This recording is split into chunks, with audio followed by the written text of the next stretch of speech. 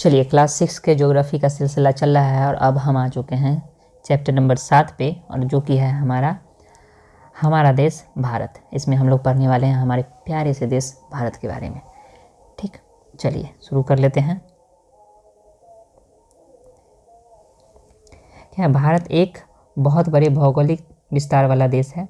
उत्तर में हिमालय, पश्चिम में अरब सागर, पूर्व में बंगाल की खाड़ी और दक्षिण में हिंद महासागर से ये क्या है, घिरा हुआ है। साथ ही साथ भारत क्या है, एक प्रायद्वीपीय प्रदेश है। प्रायद्वीपीय प्रदेश क्या होता है कि वैसा प्रदेश जो तीन ओर से क्या हो, जल से घिरा हो। ठीक है, तो भारत को अगर आप देखेंगे तो इधर बंगाल की खाड़ी, नीचे से हिंद महासागर और इधर अरब सागर से घिरा हुआ है, इसलिए इसको क्या कहा जाता है, प्रायद्वीपीय प्रदेश कहा जाता है। ठीक है, भारत की जनसंख्या की बात करें, भारत का क्षेत्रफल की अगर बात करें तो भारत का क्षेत्रफल 32.8 लाख वर्ग किलोमीटर है, यानी कि 32,87,263 वर्ग किलोमीटर है। 32,87,263 वर्ग किलोमीटर क्या है, भारत का क्षेत्रफल है।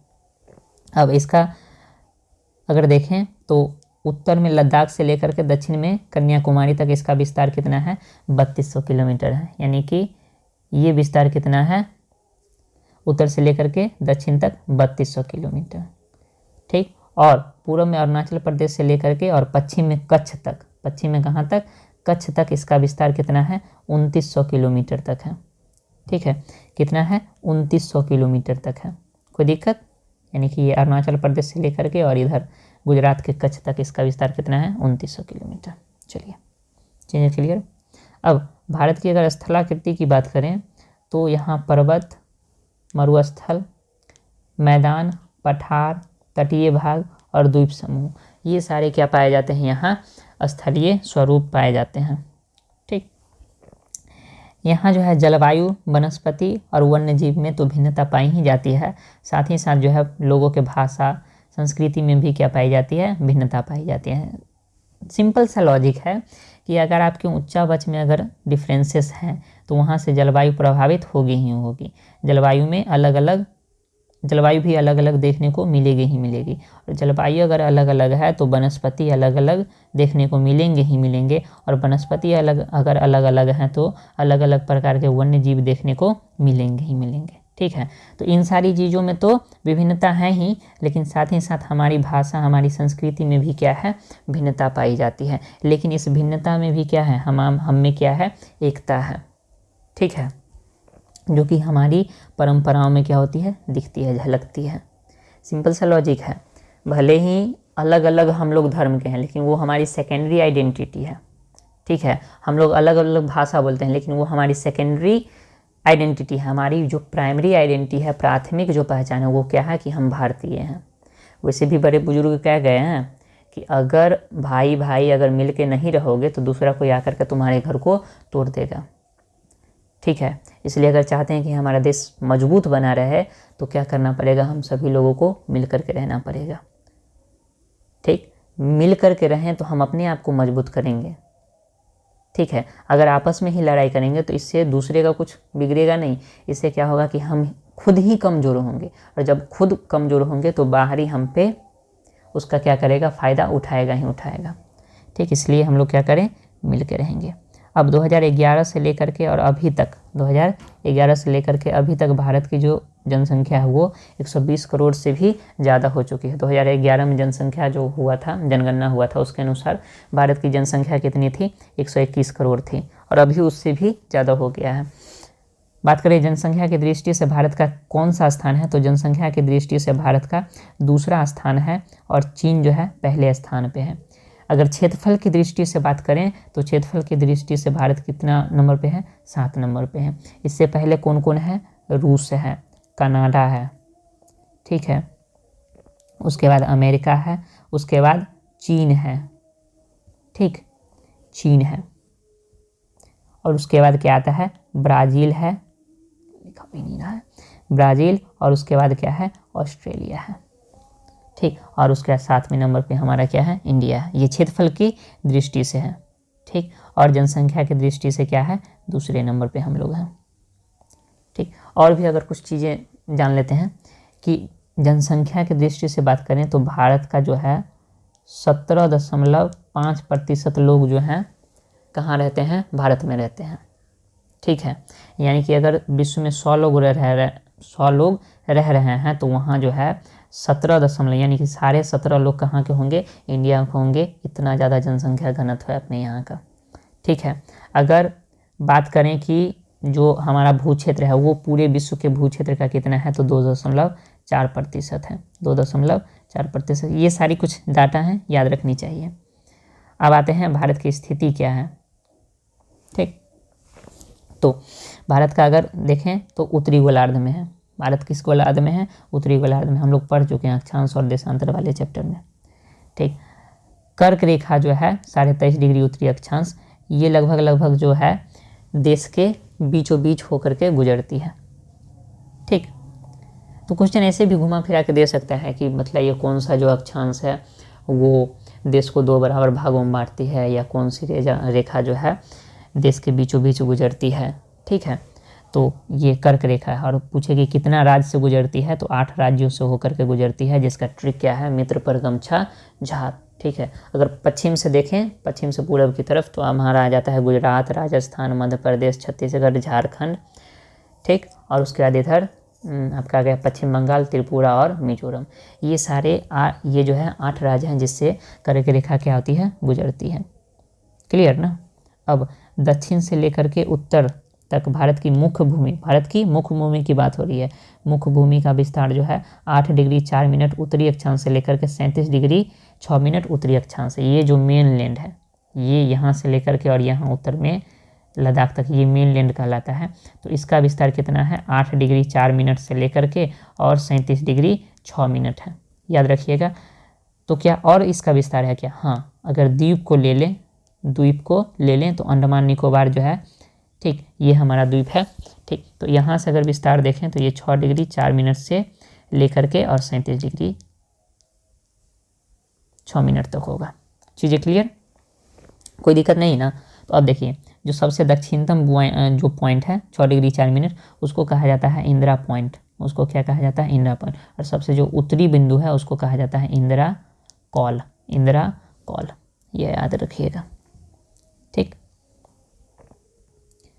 अब आइए इधर, अक्षांशीय विस्तार हो गया इसका। अब देशांतरीय विस्तार हम लोग देख लेते हैं।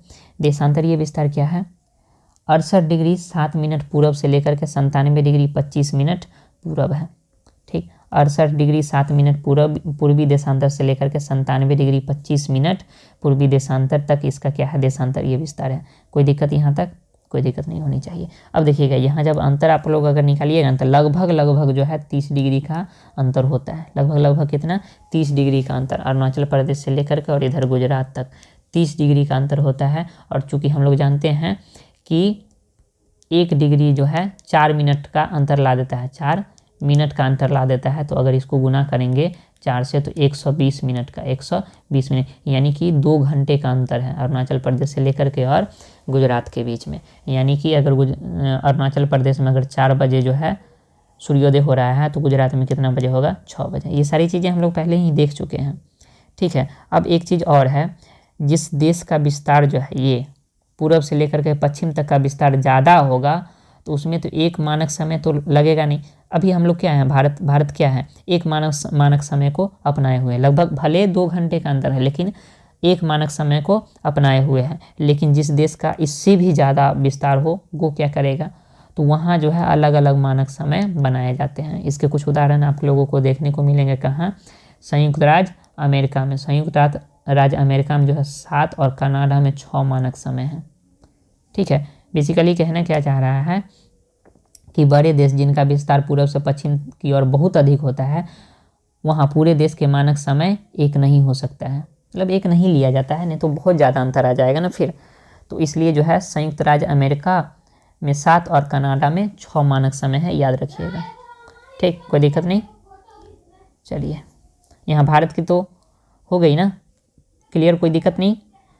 अंतर कितना है, लगभग पूरब से लेकर के पश्चिम तक अंतर कितना है, लगभग 30 डिग्री का है। और घंटा में पूछे तो 2 घंटे का, समय में पूछे तो 2 घंटे का इसका क्या है, अंतर है। चलिए आइए, बस वही है कि 1 डिग्री देशांतर जो है 4 मिनट का अंतर लाता है। ठीक, पश्चिम में गुजरात से लेकर के पश्चिम में गुजरात की अपेक्षा पूर्व में अरुणाचल प्रदेश सूर्योदय लगभग 2 घंटे पहले हो जाता है। पहले पढ़ चुके हैं कि 82.5 डिग्री पूर्वी देशांतर क्या है, हम लोगों का मानक समय है, और इसी से जो है हम लोग क्या मानते हैं, अपना जो समय है इंडिया का निर्धारित होता है। इस यम्योत्तर का भारत का क्या कहा जाता है, मानक यम्योत्तर कहा जाता है। अब देख लीजिए भारत के पड़ोसी देश, बहुत कंसाइज वे में दिया हुआ है। 7 देशों की स्थलीय सीमाएं इसकी सीमाओं से जुड़ते हैं। 7 देश, कितने देश, 7 देश, स्थलीय सीमा 7 देशों से जुड़ती है। देख लीजिए कौन कौन हो गए इस पिक्चर में हम लोग देखें। देखिए पाकिस्तान 1, 2 अफगानिस्तान, 3 हो गया आपका चीन, 4 हो गया आपका नेपाल, 5 हो गया आपका भूटान, 6 हो गया आपका म्यांमार और 7 हो गया आपका बांग्लादेश। तो 7 देशों की सीमाएं क्या हैं, स्थलीय सीमाएं हैं। और उसके बाद जो है आपका जलीय सीमा भी है, क्या है, एक मालदीव हो गया और एक श्रीलंका हो गया, याद रखिएगा।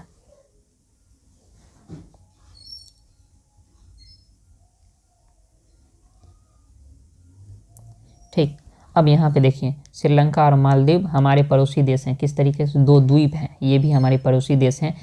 पाक जल संधि से जो है भारत और श्रीलंका क्या होती है, अलग होती है। जल संधि क्या होता है, पिछले अध्याय में हम लोग पढ़ चुके हैं। अब राजनीतिक और प्रशासनिक विभाजन हम भारत का देख लेते हैं। तो इसके हिसाब से जो है, चूँकि भारत बहुत बड़ा देश है, तो यहाँ 28 क्या हैं, राज्य हैं और 8 केंद्र शासित प्रदेश हैं। इतना याद रखिएगा, 28 राज्य हैं और 8 केंद्र शासित प्रदेश हैं वर्तमान में। इस मैप को अगर आप लोग देखना चाहें तो एक बार देख लीजिएगा, क्या कि मैप से भी बहुत सारी चीज़ें क्या होती है, क्लियर होती है। देख रहे हैं ना, ये आपका हिमालय हो गया। चलिए थोड़ा सा पढ़ ही लें हम इसको, ठीक है ना। देखिए ये हमारा क्या हो गया, पर्वत हो गया। देखिए ये सारे के सारे आपके क्या हो गए, पर्वत हो गए। इधर भी पर्वत का थोड़ा सा, ये भी पहाड़ी सब हुआ, अरावली श्रेणी हो गया, विंध्य श्रेणी हो गया, ये सतपुरा हो गया। इधर पश्चिमी घाट और इधर क्या है, पूर्वी घाट है। अब नदी को देखें तो ये नदी क्या हो गया, गंगा नदी हो गया, ठीक है। ये यमुना नदी हो गया, ठीक। बाकी इसको कोसी, गंडक वगैरह सारा का सारा, इधर जो है ब्रह्मपुत्र नदी हुआ, इधर जो है क्या निर्माण करती है, सुंदरवन का डेल्टा निर्माण करती है। इधर देखिए नर्मदा नदी हो गया, ताप्ती नदी हो गया, ठीक है। इधर महानदी हो गया, ठीक। इधर मरुस्थल हो गया, इधर सिंधु नदी है, सतलज, रावी, चेनाब, झेलम, ब्यास, ये सारी की सारी। इधर कच्छ की खाड़ी हो गई। तो ये सारी चीज़ें एक बार मैप में आप लोग देख लीजिएगा, कोई दिक्कत नहीं ना। चलिए अब देखिए दिल्ली भारत की क्या है, राजधानी है। राज्यों का निर्माण मुख्यतः भाषाओं के आधार पर हुआ है, ठीक। बाकी चीज़ें उतनी जरूरी नहीं है। आ जाइए अब इधर भारत का भौतिक विभाजन। अब प्रशासनिक विभाजन तो हम लोग देख चुके हैं, भौतिक विभाजन हम लोगों को देखना बाकी है। तो भौतिक आधार पे जो है भारत को 6 प्रकारों में बांटा गया है। क्या है, पर्वत, पठार, मैदान, तट और द्वीप समूह। पर्वतीय प्रदेश, पठारीय प्रदेश, मैदानी प्रदेश, तटरेखीय प्रदेश और द्वीप समूह, ठीक है। ये 6 प्रकारों में बांटा गया है, ठीक। उत्तर में बर्फ से ढका हिमालय संतरी का काम करता है, संतरी मतलब रक्षक का काम करता है। हिमालय जो है किससे बना, हिम जोड़ आलय, इसका मतलब क्या हुआ, बर्फ का घर, ठीक। तो हिमालय जो है, हिमालय पर्वत 3 मुख्य समांतर श्रृंखलाओं में बांटा जाता है। 3 मुख्य समांतर श्रृंखलाओं में बांटा जाता है। कौन कौन है, सबसे ऊपर अगर सिर्फ हिमालय की बात कर रहे हैं, ट्रांस हिमालय की बात नहीं कर रहे हैं, सिर्फ हिमालय की, ठीक है। तो हिमालय में क्या है, सबसे पहले बृहद हिमालय, फिर जाकर के मध्य हिमालय और फिर जाकर के शिवालिक हिमालय, ठीक है। ये हो गया हमारा क्या, समांतर इसका विभाजन। इसका जो है प्रादेशिक विभाजन भी है, जिसमें हम लोग पढ़ते हैं पंजाब हिमालय, कश्मीर हिमालय, ठीक। उसके बाद कुमायूं हिमालय पढ़ते हैं, उसके बाद पढ़ते हैं नेपाल हिमालय और फिर असम हिमालय पढ़ते हैं। ये नदियों के आधार पे जो है बांटा गया क्षेत्र होता है।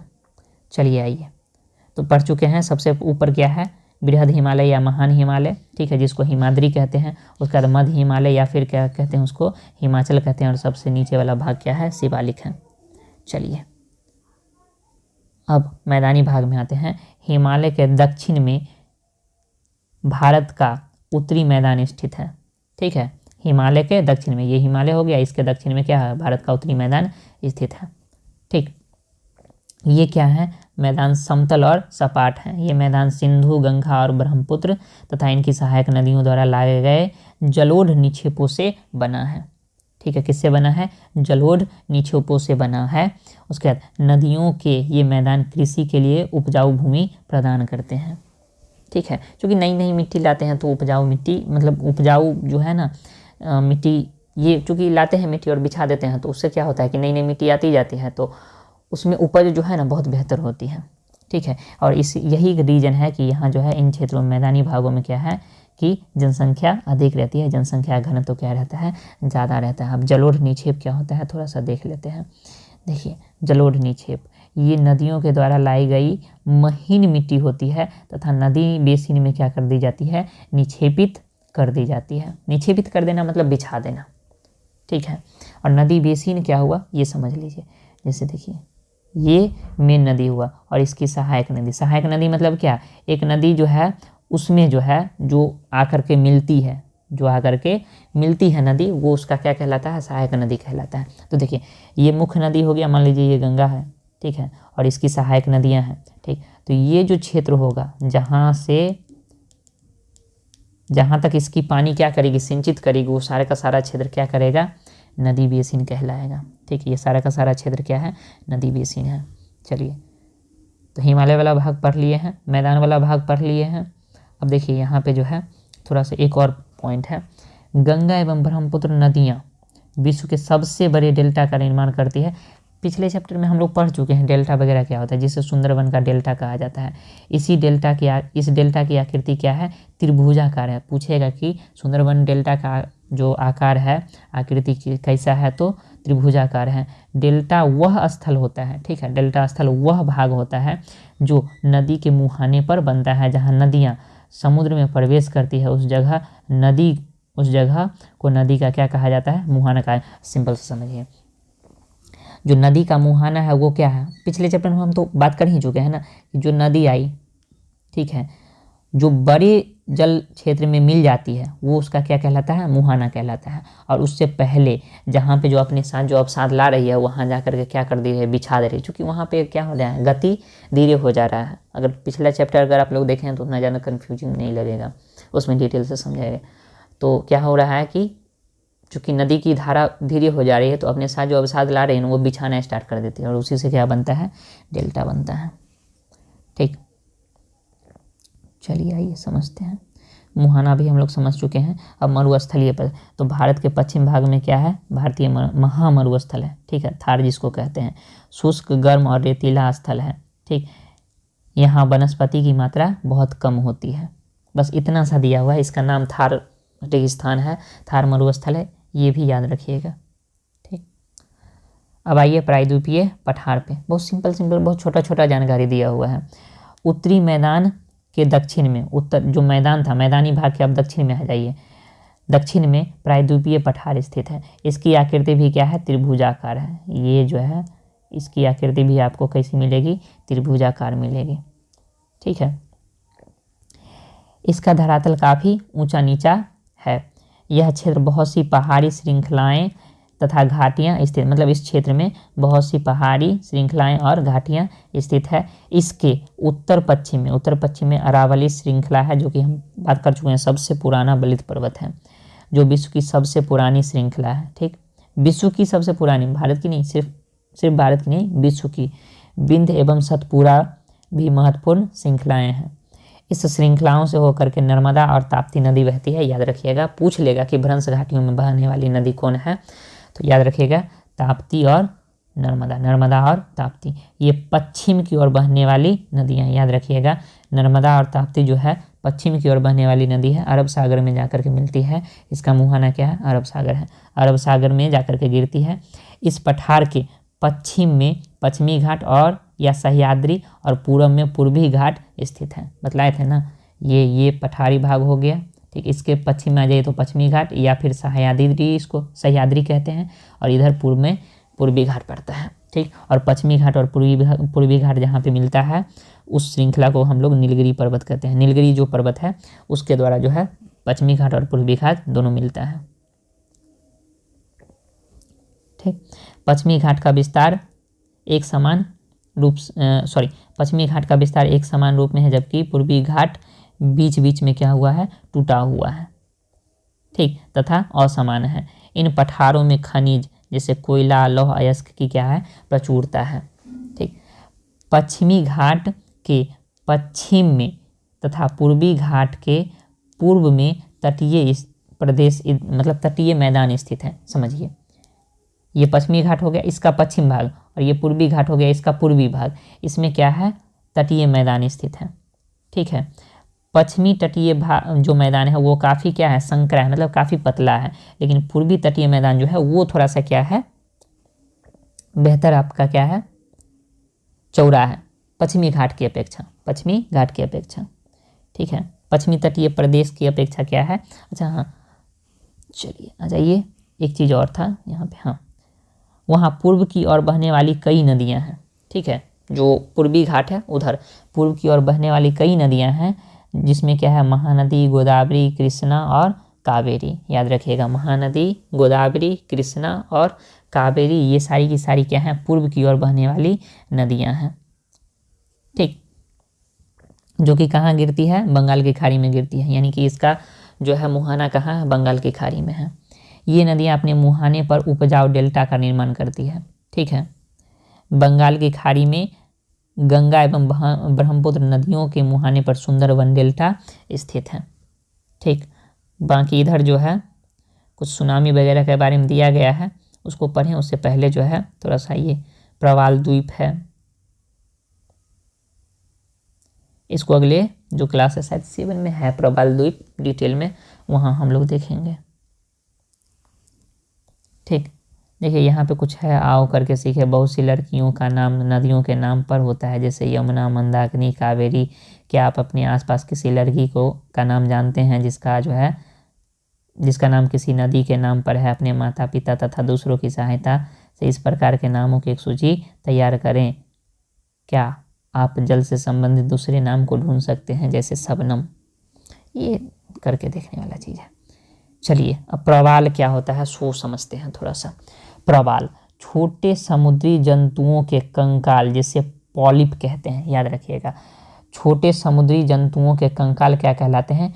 पॉलिप कहलाते हैं। जब जीवित पॉलिप मरते हैं तब उनका कंकाल बच जाता है। अन्य पॉलिप की वृद्धि इन ठोस कंकालों के ऊपर हो जाती है, ठीक है, ऊपर हो जाती है, जो बढ़ते बढ़ते काफ़ी ऊंचे होते जाते हैं तथा इस प्रकार प्रवाल द्वीपों का निर्माण करते हैं, ठीक है। ये आपको दिख रहा है पिक्चर, ठीक है। तो प्रवाल द्वीप क्या हुआ? तो प्रवाल जो है छोटे समुद्री जंतु के कंकाल होते हैं, ठीक है, जिसको क्या कहा जाता है? पॉलिप कहा जाता है। तो जो जीवित पॉलिप हैं वो तो ठीक है, ठीक। जब जीवित पॉलिप क्या होते हैं, मर जाते हैं, तो उनका कंकाल बच जाता है, और उनके पॉलिप पर जो है अन्य पॉलिप क्या हो जाते हैं? विकास करते हैं, अपना वृद्धि करते हैं, और धीरे धीरे ये क्षेत्र क्या हो जाता है? ऊंचा हो जाता है, ठीक है। तो इस तरीके से प्रवाल द्वीप का निर्माण होता है, ठीक है। बस छोटी सी चीज़ थी। अब सुनामी है इधर, इस पे कुछ एक कविता है जिसको आप लोग देख लीजिएगा, सुनामी वगैरह। एक पिक्चर है सुनामी का, इसको देख लीजिएगा। भारत में दो द्वीप समूह है। लक्षद्वीप द्वीप समूह अरब सागर में स्थित है, ठीक है। भारत में 2 द्वीप समूह है, एक लक्षद्वीप और एक क्या है? अंडमान निकोबार। तो एक क्या है? अरब सागर में है। लक्षद्वीप किधर है? अरब सागर में, ठीक। और अंडमान निकोबार कहाँ है? ये आपके पड़ गए दक्षिण पूर्व में, ठीक। और कहाँ है? बंगाल की खाड़ी में है। थोड़ा सा और डिटेल में देख लीजिए। जो लक्षद्वीप है ये केरल के तट से कुछ दूर पर स्थित प्रवाल द्वीप है। पूछेगा कि लक्षद्वीप किस प्रकार का द्वीप है? तो प्रवाल द्वीप है, ठीक है। अंडमान निकोबार बंगाल की खाड़ी में है, ठीक। उसके बाद क्या आप जानते हैं कि कौन सा द्वीप समूह वर्ष 2004 में सुनामी से प्रभावित हुआ था? समाचार पत्रों और उसके बाद जो है उसकी जानकारी ले लीजिए, वही है अंडमान निकोबार है, ठीक। जानकारी प्राप्त कीजिए कि जब सुनामी भारतीय तट से टकराई थी तो किस प्रकार लोगों ने अलग अलग तरीके से इन चुनौतियों का सामना किया था। सुनामी एक विशाल सागरीय तरंग है जो समुद्र तल पर भूकंप के कारण उत्पन्न होती है। समझिए क्या है सुनामी, क्या है, सागरीय तरंग है। सागरीय तरंग है जो समुद्र तल पर भूकंप के कारण उत्पन्न होती है और जल का बहुत बड़ा भाग क्या होता है कि फेंक देता है तट के तरफ। ठीक, चलिए ये सारी चीज़ें थी। आइए अब क्वेश्चन पे थोड़ा सा देख लेते हैं, संक्षेप में उत्तर देना है। भारत को कितने भौगोलिक क्षेत्रों में बांटा जा सकता है, विभाजित किया जा सकता है? भौगोलिक क्षेत्रों में, भौतिक भागों में कह रहा है। फिजिकल जो क्लासिफिकेशन है, डिवीजन है, कितने भागों में कर सकते हैं? 6 भागों में। कौन कौन? पर्वत, पठार, मैदान, मरुस्थल, तटीय प्रदेश और उसके बाद क्या है? द्वीपीय प्रदेश। भारत की स्थलीय सीमा से जुड़े स्थलीय सीमा 7 देशों से जुड़ी है, उनके नाम लिखिए, बतला दीजिएगा। पाकिस्तान, अफगानिस्तान, चीन हो गया, भूटान हो गया, नेपाल हो गया, म्यांमार हो गया और बांग्लादेश हो गया। बस बात खत्म है। कौन सी 2 प्रमुख नदियां अरब सागर में गिरती है? तो कौन कौन हो गए? आपकी नर्मदा और ताप्ती नदी, याद रखिएगा। तापी और ताप्ती दोनों एक ही चीज़ है, कन्फ्यूज मत होइएगा। गंगा और ब्रह्मपुत्र द्वारा बनाए गए डेल्टा का नाम सुंदरबन का डेल्टा। भारत में कितने राज्य और केंद्र शासित प्रदेश? 28 राज्य और 8 केंद्र शासित प्रदेश हैं। किन राज्यों की राजधानी एक ही है? किन राज्यों की राजधानी एक ही है? ये तो देखना पड़ेगा शायद। ठीक है, जैसे कि आई थिंक पंजाब और हरियाणा का चंडीगढ़ ही है, देखना पड़ेगा। उत्तरी मैदान में अधिक जनसंख्या निवास करती है, क्योंकि मैदानी भाग में क्या है? जीवन यापन करना आसान होता है। लक्षद्वीप को प्रवाल द्वीप समूह क्यों कहा जाता है? क्योंकि ये क्या हुए हैं, जो क्या था,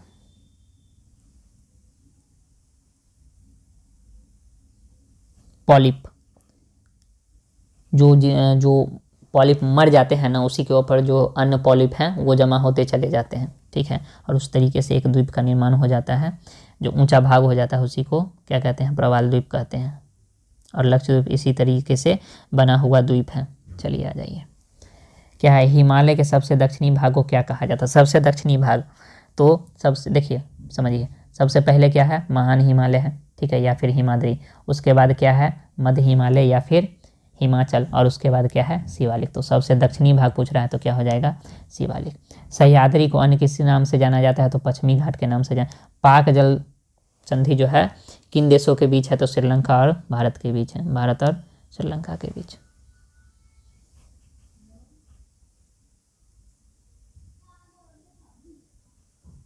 चलिए आ जाइए नेक्स्ट क्वेश्चन। अरब सागर में स्थित भारतीय द्वीप समूह कौन है? अरब सागर में पूछ रहा है तो अरब सागर में कौन है? भारतीय पूछ रहा है, उससे तो मालदीव भी नहीं, मालदीव शायद हिंद महासागर में है। छोड़िए बताइए, भारतीय कौन द्वीप है? तो लक्षद्वीप। ठीक, आइए आगे क्वेश्चन देखें। भारत की सबसे पुरानी पर्वत श्रृंखला कौन है? तो अरावली है। भारत का क्षेत्रफल लगभग कितना है? 32.8 लाख कर दीजिए, अगर नहीं पूरा बतलाना है तो 32,87,263 वर्ग किलोमीटर। महान हिमालय को क्या कहते हैं? हिमाद्री कहते हैं। नर्मदा नदी देश सागर में गिरती है, अरब सागर में। डैश भारत का लगभग मध्य भाग से होकर के गुजरने वाली अक्षांश रेखा है तो 23.5 डिग्री उत्तरी अक्षांश यानी कि कर्क रेखा। बस बात खत्म है। ये चैप्टर हो गया खत्म, बाकी आगे चैप्टर आज ही देखते हैं।